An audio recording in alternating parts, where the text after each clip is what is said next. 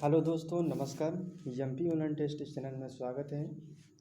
आज के सेशन में हम बात करने वाले हैं एमसीक्यू। हम मध्य प्रदेश के इतिहास, संस्कृति एवं साहित्य के बारे में चर्चा करेंगे। तो हमने आज के लेक्चर में कुछ महत्वपूर्ण इम्पोर्टेंट प्रश्नों पर लेकर आए हैं, जिसमें हम चर्चा करेंगे और आप लोगों को एग्जाम में देखने को मिलेगी, क्योंकि ये प्रश्न हमने अपने खुद से छांटा हुआ है टेस्ट से, और ये प्रश्न जो है तो एग्जाम में देखने को अवश्य मिलेगी। तो इसलिए इस टेस्ट को ज़रूर दें। हम मध्य प्रदेश के इतिहास में पहला टेस्ट लेते हैं कि पहला प्रश्न है, किस गुप्त शासक के 3 अभिलेख जो कि मध्य प्रदेश के पूर्वी मालवा से प्राप्त हुए हैं। मध्य प्रदेश के इतिहास के अंतर्गत किस गुप्त शासक के 3 अभिलेख मध्य प्रदेश के पूर्वी मालवा से प्राप्त हुए हैं। तो समुद्रगुप्त हैं या फिर चंद्रगुप्त द्वितीय हैं, रामगुप्त, कुमारगुप्त। तो इनमें से हमारा राइट आंसर है ऑप्शन नंबर बी आ जाएगा, चंद्रगुप्त द्वितीय। चंद्रगुप्त द्वितीय जो हैं इनके 3 अभिलेख हमारे मध्य प्रदेश के पूर्वी मालवा क्षेत्र को देखने को मिलती है।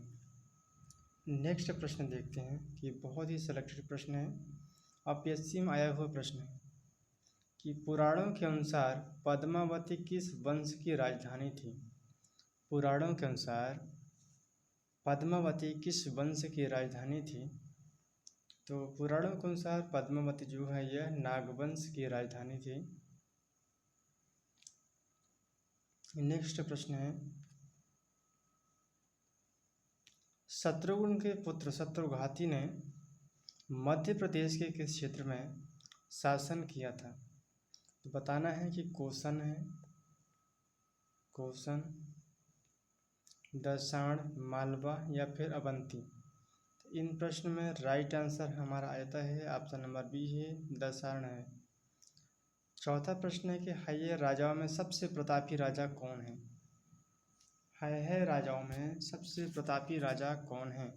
तो सबसे प्रतापी राजा माने जाते हैं राजा कीर्तवीर अर्जुन को माना जाता है। नेक्स्ट प्रश्न है कि किस वंश ने ओरछा को बुंदेलखंड की राजधानी बनाया है। ओरछा को बुंदेलखंड की राजधानी ये बुंदेला शासकों ने बनाया है। नेक्स्ट प्रश्न है कि प्राचीन, यहाँ पर प्राचीन लिखा गया है लेकिन ये प्राचीन है, प्राचीन है।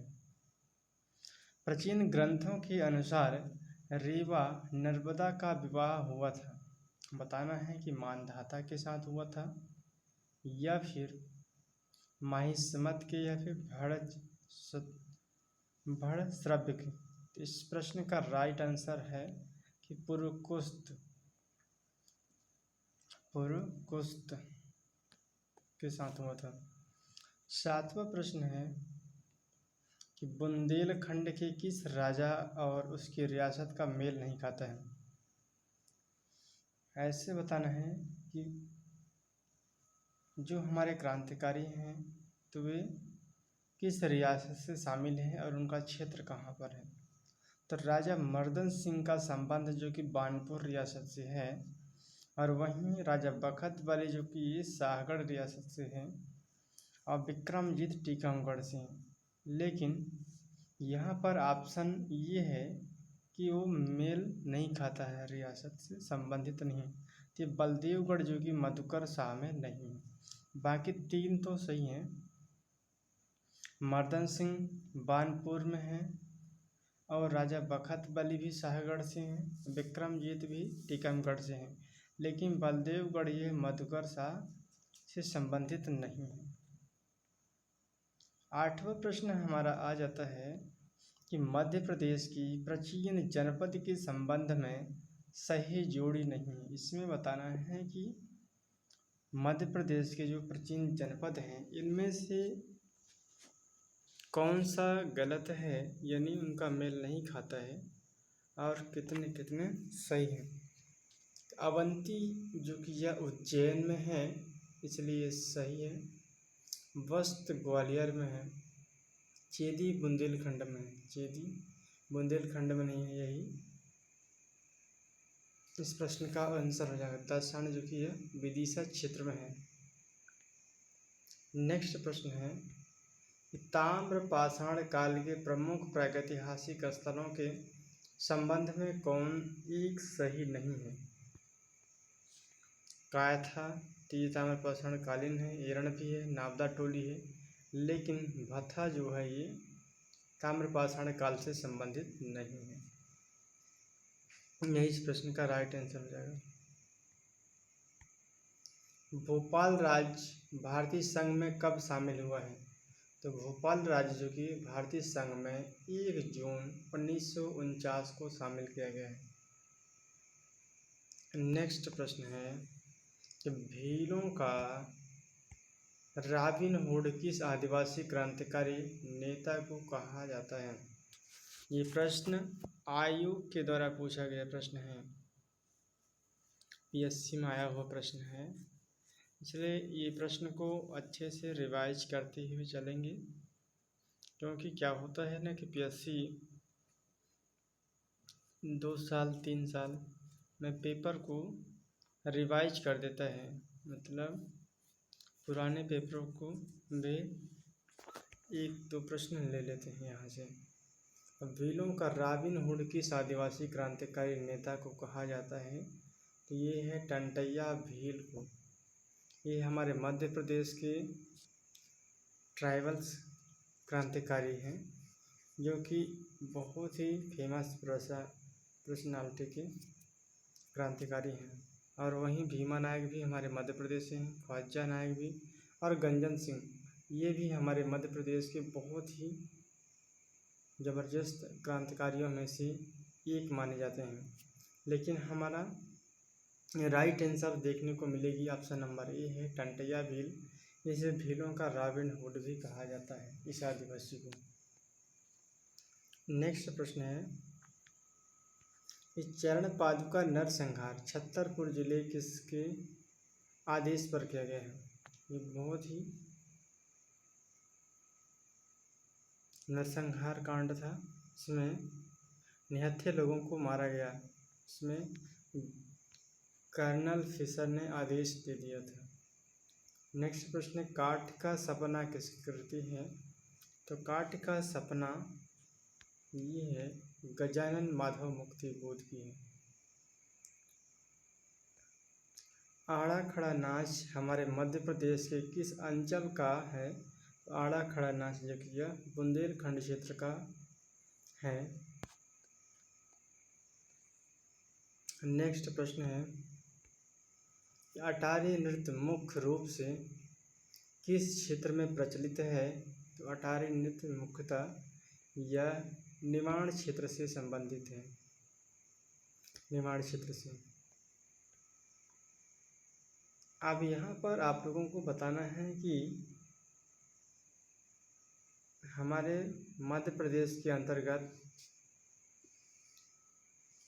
कौन सा लोक नृत्य है या नहीं, या फिर जिन राज्य में लोक नृत्य प्रचलित है उनमें उस राज्य में यह उस परंपरा में प्रचलित है, वहाँ की लोक नृत्य कला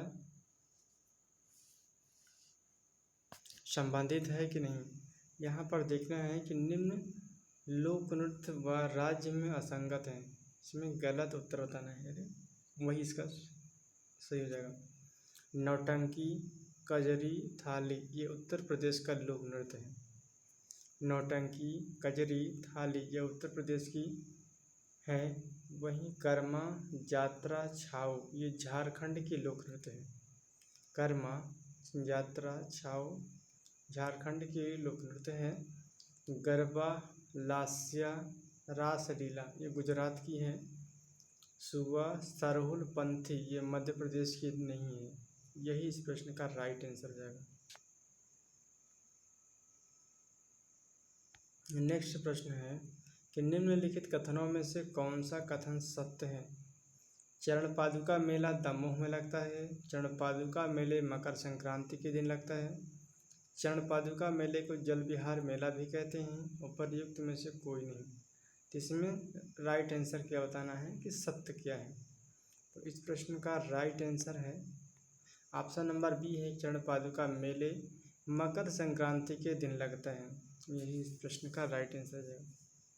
तो दोस्तों, जितने भी हमने ये प्रश्न लिया है ये बहुत ही सोच विचार के प्रश्न लिए हैं हमने, और ये प्रश्न एग्जाम में देखने को भी मिलेगी। तो इसलिए आप लोग 1 से 2 बार ज़रूर इस वीडियो को देखें।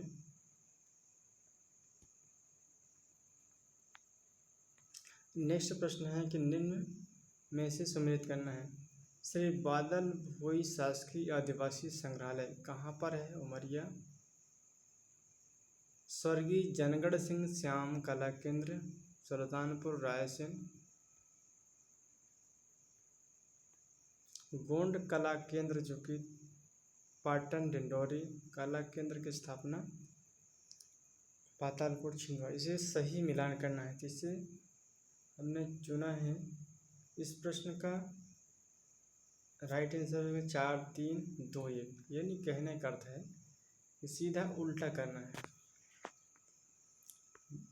श्री बादल भोई शासकीय आदिवासी संग्रहालय यह उमरिया में नहीं है, ये है पातालकोट छिंदवाड़ा में है। स्वर्गीय बादल भोई शासकीय आदिवासी संग्रहालय पातालकोट छिंदवाड़ा में है। स्वर्गीय जनगण सिंह श्याम कला केंद्र की स्थापना, स्वर्गीय जनगण सिंह श्याम कला केंद्र जो कि है पाटनगढ़ डिंडौरी में है। और वहीं गोंड कला केंद्र की बात करें तो गोंड कला केंद्र है सुल्तानपुर रायसेन में। सुल्तानपुर रायसेन में कला केंद्र की स्थापना जो है, कला केंद्र की स्थापना उमरिया में है। तो इस प्रकार ये प्रश्न का राइट आंसर हो जाएगा 4 3 2 1। तो दोस्तों, आज का वीडियो हम यहीं पर एंड करते हैं। ये प्रश्न कैसा लगा आप लोग कमेंट बॉक्स में ज़रूर कमेंट करके बताएं, क्योंकि ऐसे ही प्रश्न हम नेक्स्ट वीडियो में लेकर आएंगे। आप लोगों को सेलेक्टेड प्रश्न लेके आएंगे जो आयोग के द्वारा पूछने की संभावना रहेगी। तो इसलिए आप लोग चैनल से जुड़कर सब्सक्राइब कर लें और कमेंट करें। आप लोग कमेंट नहीं करते हैं, वीडियो तो देख लेते हैं लेकिन कमेंट नहीं करते हैं कि वीडियो आप लोगों को पसंद आती है या नहीं। तो चलिए दोस्तों, आप लोगों को तैयारी बेहतर चल रहा होगा, उम्मीद करते हैं। आज का सेशन हम यहीं एंड करते हैं। नेक्स्ट वीडियो में फिर मिलेंगे। Thank you so much. जय हिंद, जय भारत।